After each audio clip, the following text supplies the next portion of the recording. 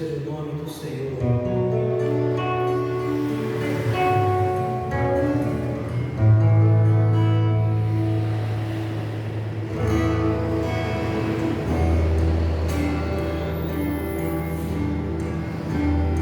Salmo 134, a palavra diz assim: venham, bendigam ao Senhor, todos vocês servos do Senhor, vocês que servem de noite na casa do Senhor, levantem as mãos na direção do santuário e bendigam o nome do Senhor. De Sião te abençoe o Senhor, o Deus que fez os céus e a terra. De Sião te abençoe o Senhor. Amém? Amém. Vou dizer mais uma vez. De Sião te abençoe o Senhor. Amém? Amém. Nós carregamos a bênção e o favor do Senhor. Feche os seus olhos nesse momento e apresente o seu culto a Deus.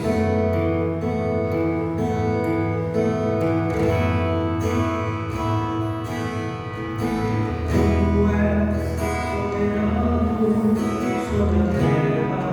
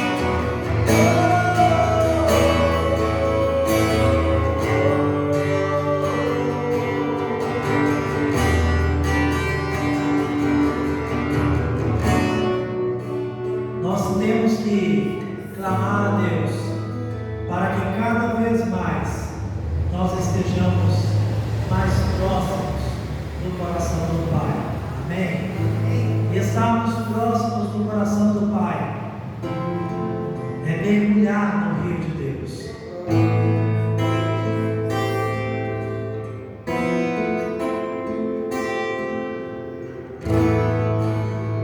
Leva-me a tua glória, leva-me ao teus rios, eu quero muito mais de ti. Leva-me aos cativos e leva aos oprimidos. Eu vou anunciar o teu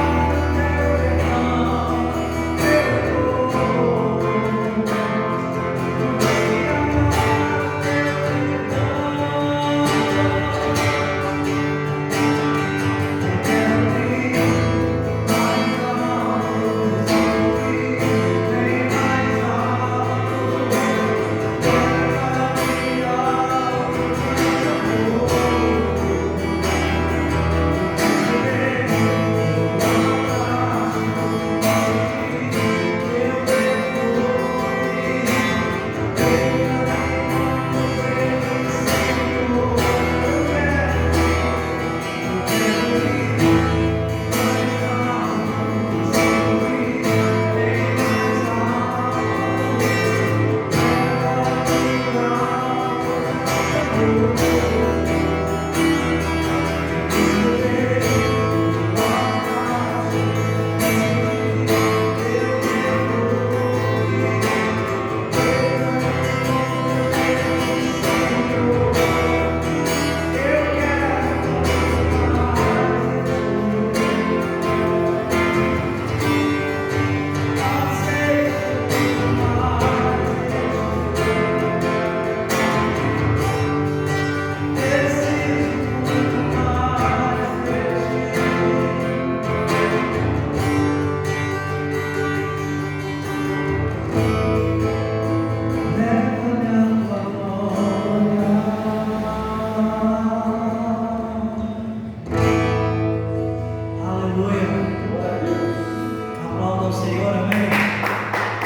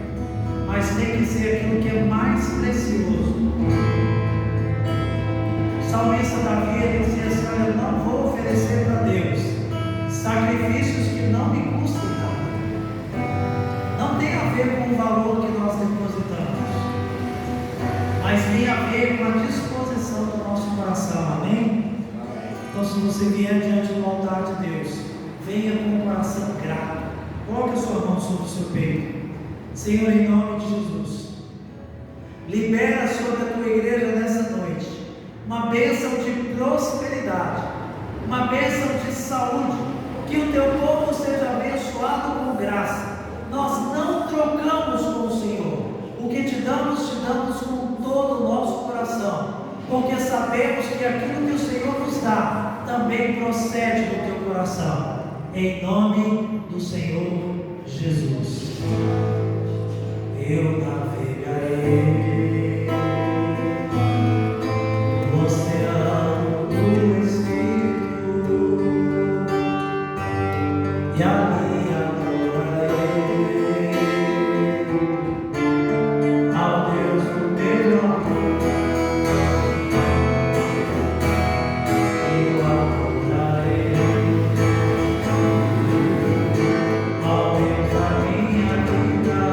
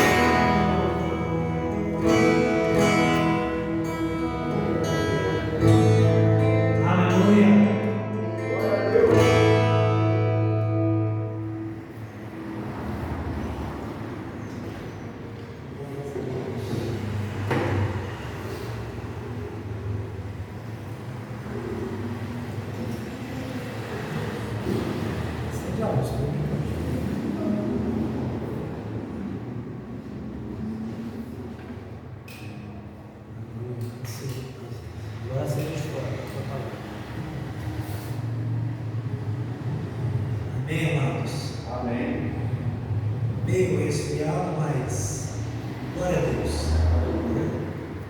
Abra sua Bíblia aí comigo em 2 Coríntios, capítulo 2, verso 11.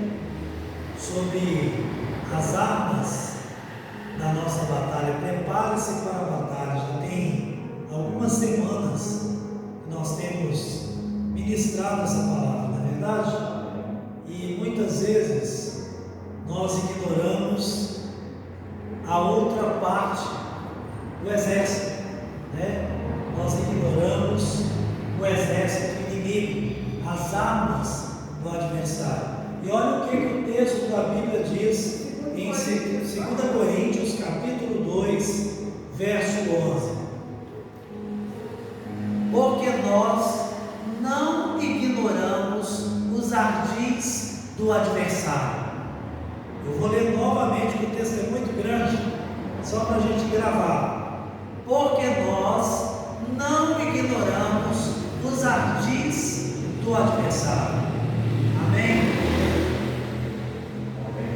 Diga, coloque a mão no seu peito e fala assim: eu não devo ignorar as armas do meu adversário. O que é um ardil? A Bíblia diz que nós não podemos ignorar os ardis do adversário. O que são os ardis? Ardil significa astúcia, esperteza, estratégia. O diabo, ele tem estratégias para nos atacar. A Bíblia diz que o diabo veio para matar, roubar e destruir.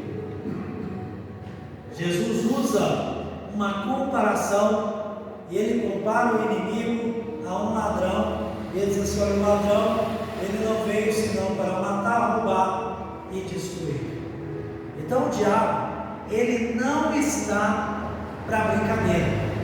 Amém?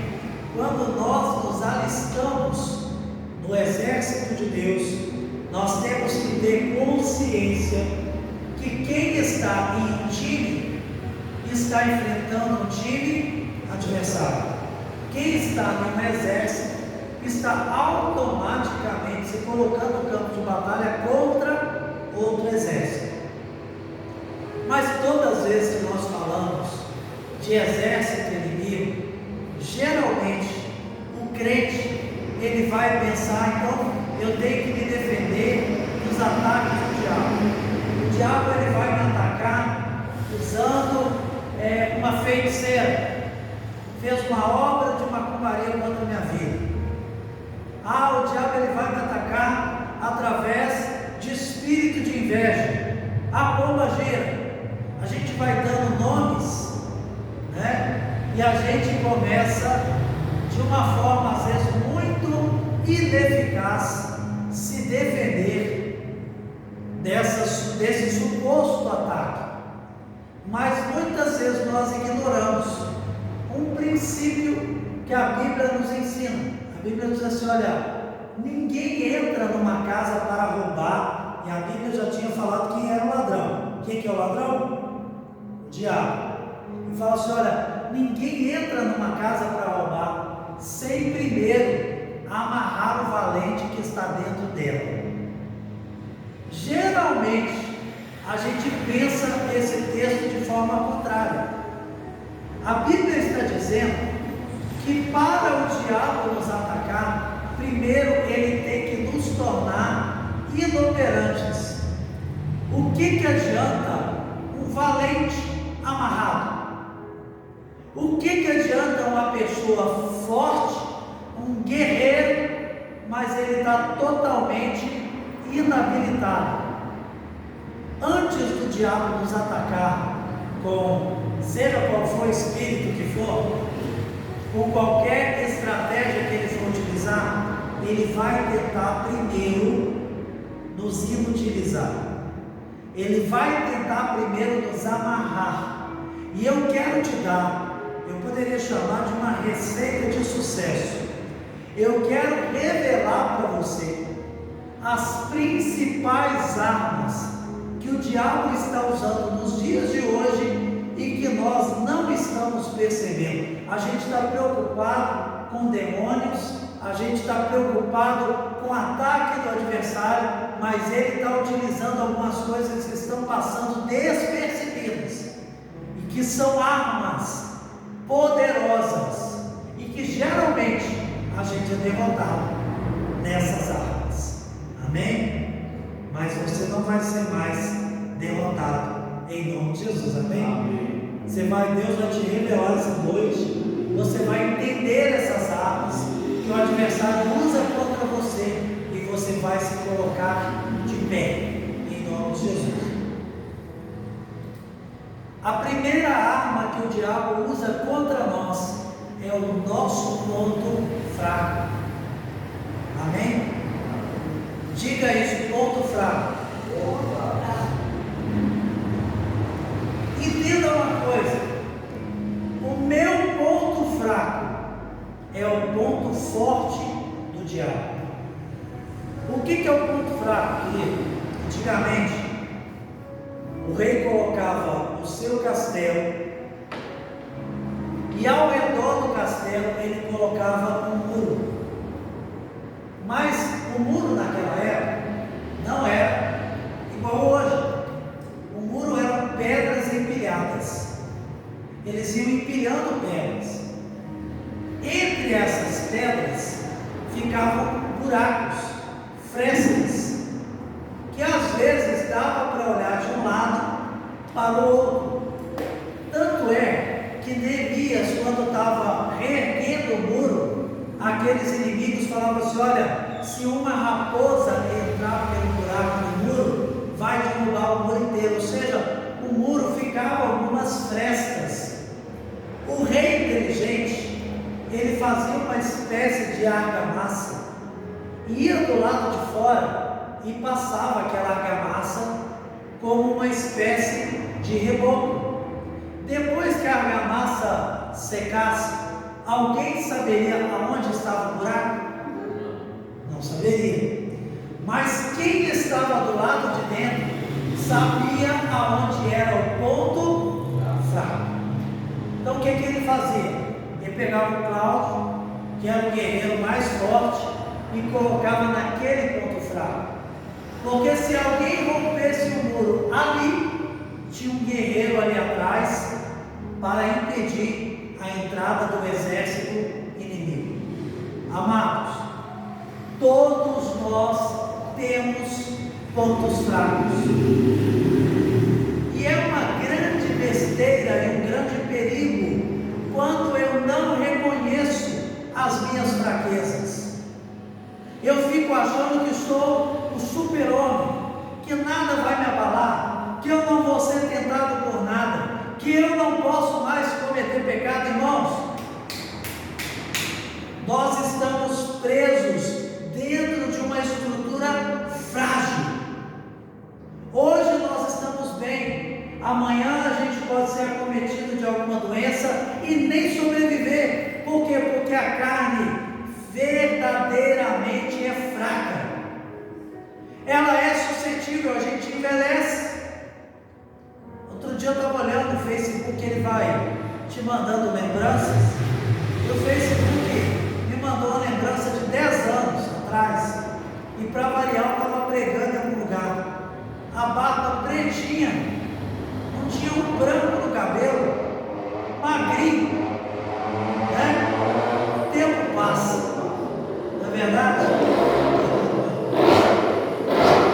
Mas a palavra diz que aquele que espera no Senhor, ele vai renovar as suas forças.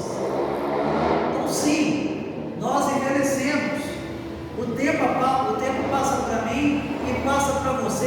mas o Senhor Ele vai renovar as nossas forças. Mas nós devemos conhecer os nossos pontos fracos, as nossas limitações, e ter consciência que o diabo, ele viu o muro ser construído.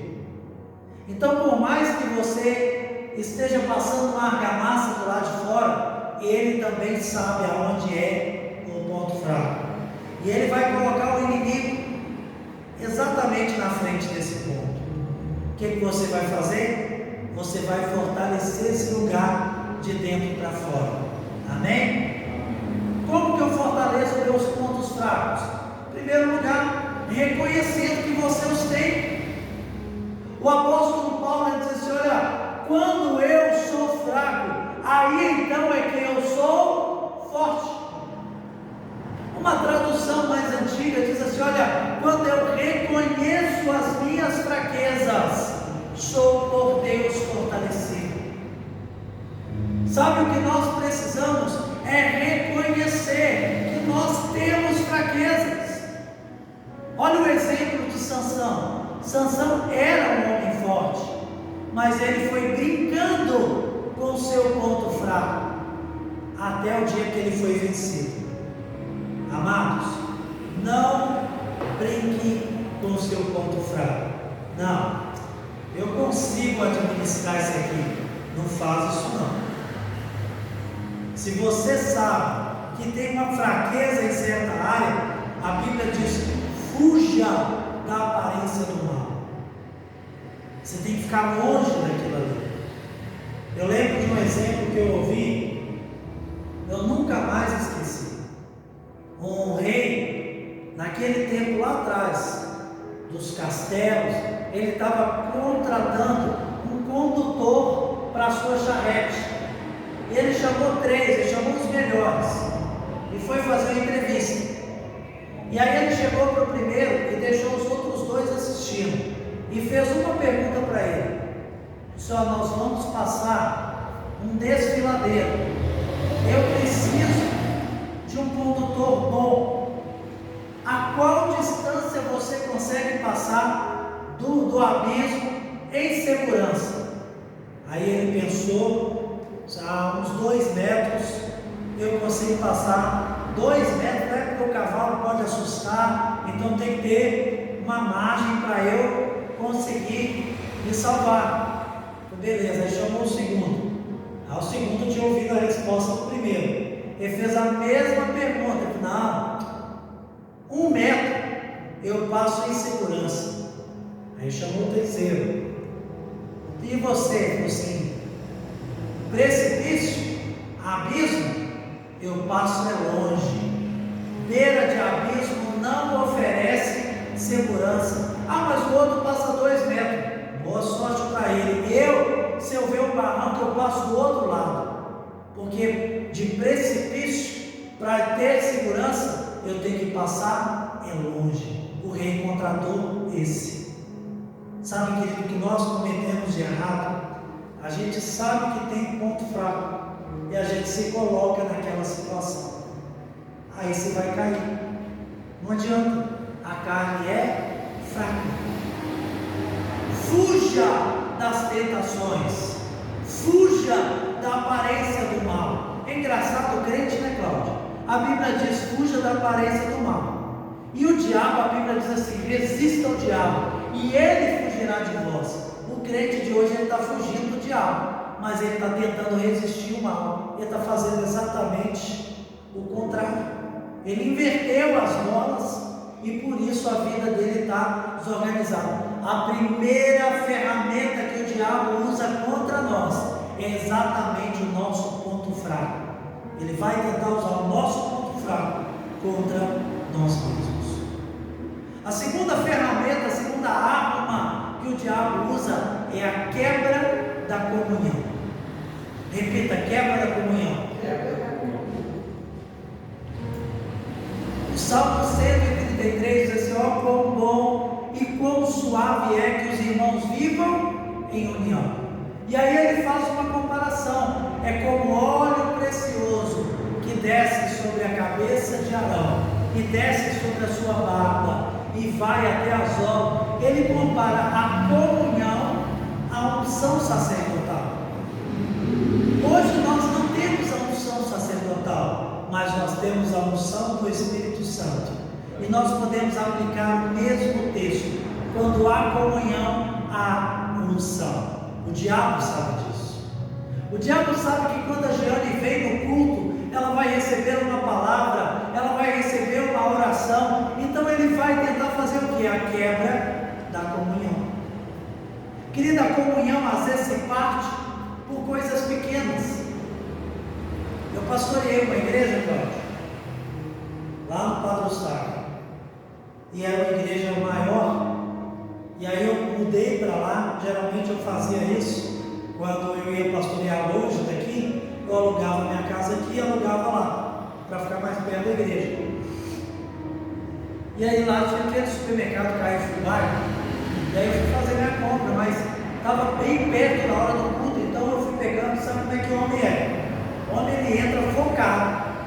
Mulher não, mulher vai olhar preço, vai lá na maquininha, volta, pega um outro sabão, abre, cheira, não é? Homem não, já sabe qual o sabonete que ele quer. Se levar errado, depois ele troca e também volta para trocar só aquilo ali, né?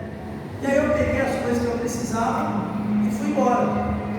E aí cheguei no culto, e aquela maravilha e tal, e tinha uma irmã que sempre sentava assim na frente, e eu ministrando louvor, e era aquela irmã que chorava, que estende a mão, te abençoa, sabe? Que no louvor ela está sempre ministrando, e toda hora que eu olhava para essa irmã, ela baixava a cabeça.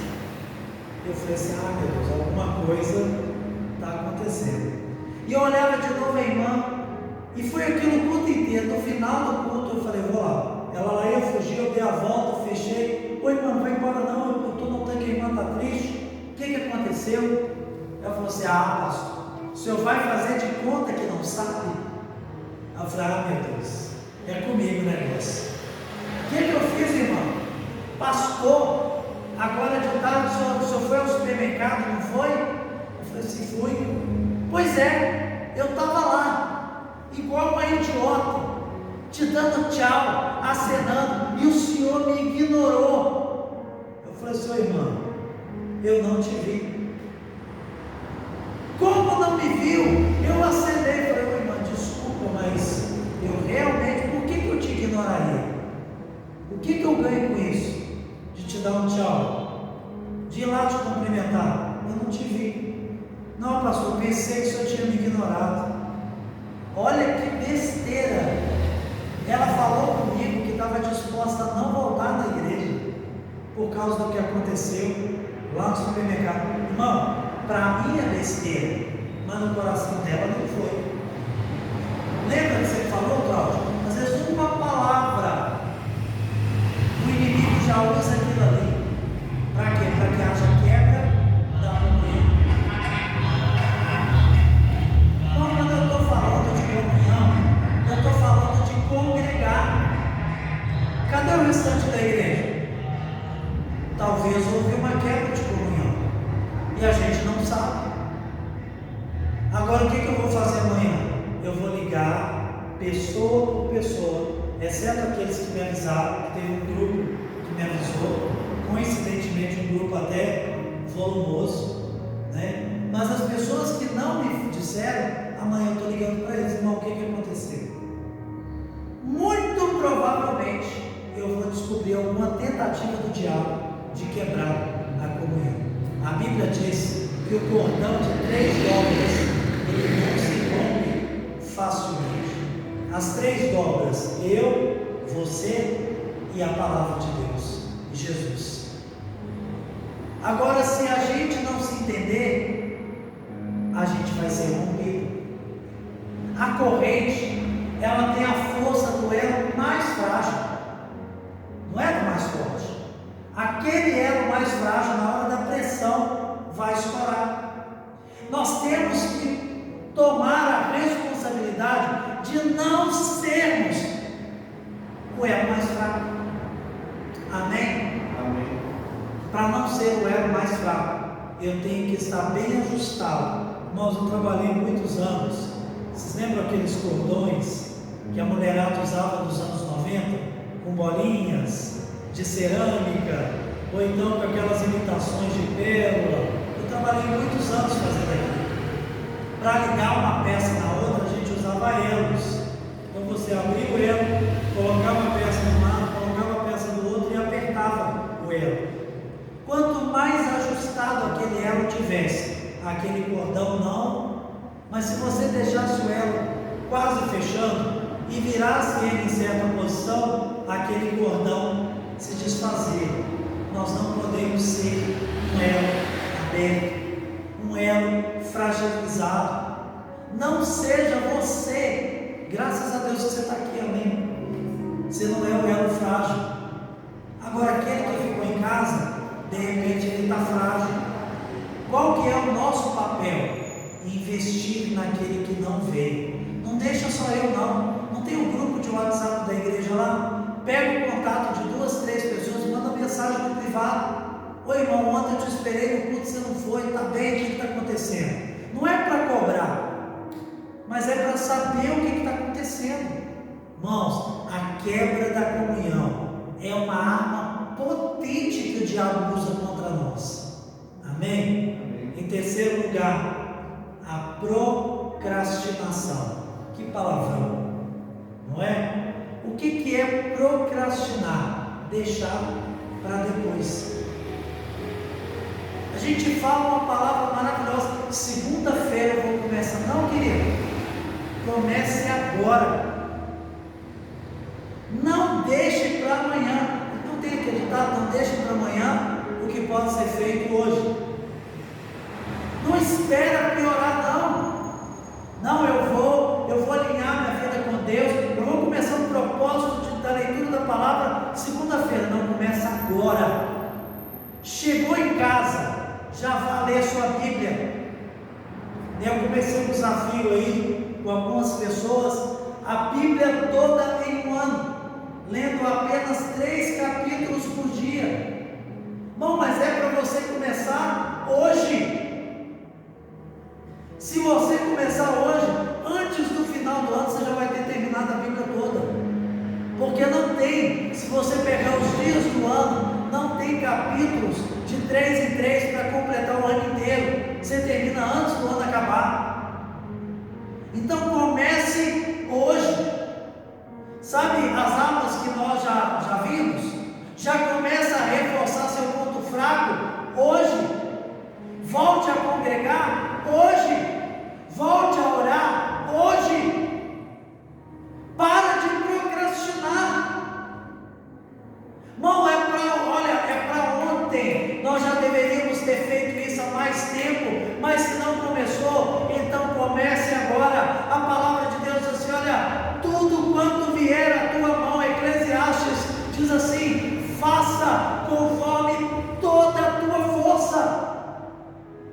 Olha, Jesus disse que o grande mandamento é amar o Senhor teu Deus sobre todas as coisas, com toda a tua força, com todo o seu entendimento. Amém? De toda a tua alma. Se eu tenho que amar a Deus assim, então, querido, o padrão para mim, para todas as coisas que eu faço, tem que seguir esse padrão. Amém? Por último, mas não menos importante, as distrações. Para as distrações eu queria fazer algo, mas eu não vou fazer hoje. Se você pegar o seu celular, faz de conta que isso aqui é um celular, e você abrir o seu celular, e você ir nas configurações, lá tem o tempo que você gasta com cada aplicativo. Some diariamente o tempo que você fica conectado, e você vai ficar assustado. Algum tempo atrás, Cláudio, eu fiz essa conta. Alguém me falou isso e eu fui lá no aplicativo e fiz essa conta. Eu estava ficando conectado em torno de 3 horas por dia. 3 horas do meu dia eu estava ou no Instagram, ou no Facebook, ou em algum aplicativo do celular. E quando você vai ler a Bíblia, é 10 minutinhos. Quando você vai orar, é 5 minutinhos. Faça o seguinte, irmão, fecha quando você precisar de alguma coisa, vá pedir para o Instagram, vai pedir para o seu celular, porque se você passa mais tempo com o celular na mão do que com o joelho dobrado no chão, então o seu Deus está errado, não é o Deus da Bíblia. Isso me alertou. Eu comecei a inverter, querido, eu ainda passo 1h30, 2 horas com o celular na mão, porque hoje em dia o celular é uma ferramenta de trabalho. A gente faz postagem, você faz mensagem, você tem que gerenciar a sua vida virtual. Só que eu não aceito mais passar mais tempo com o meu celular do que com Deus. Tome cuidado com as distrações. A 4ª arma mais utilizada pelo diabo são as distrações. Diga, distrações.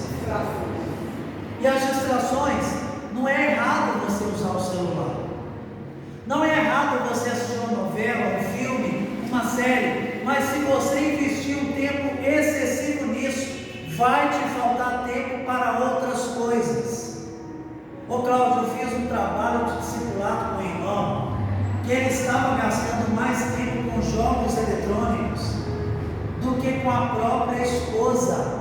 A esposa estava pedindo divórcio, porque o cara barbado, 30 anos, ficava mais no PlayStation do que com a própria esposa. Nós somos uma geração que se acostumou com o sistema de recompensa imediata. O que é isso? Quando você instala um joguinho eletrônico no seu celular e você passa 10 minutos nesse jogo, o seu cérebro te recompensa com dopamina.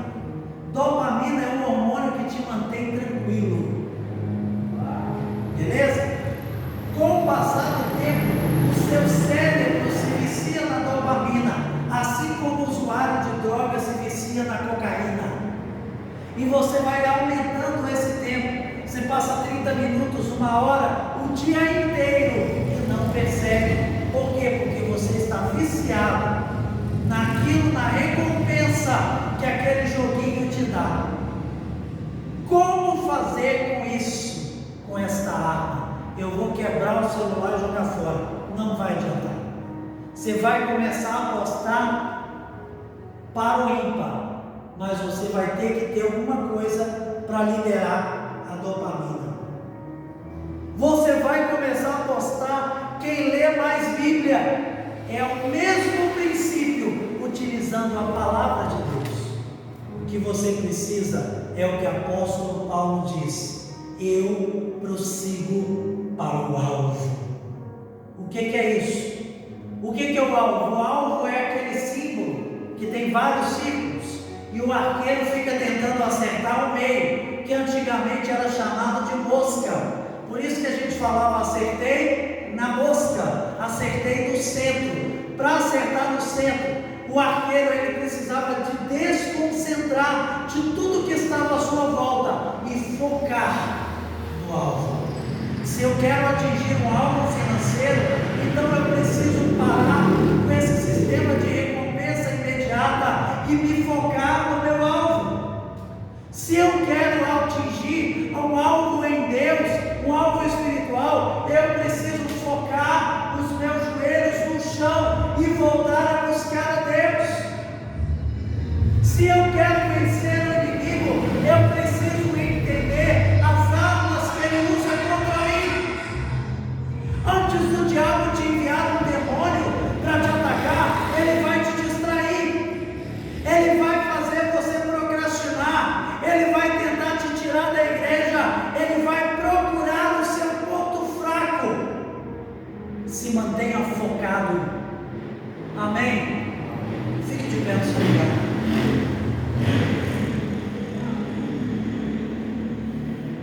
Eu quero orar por você nesse momento.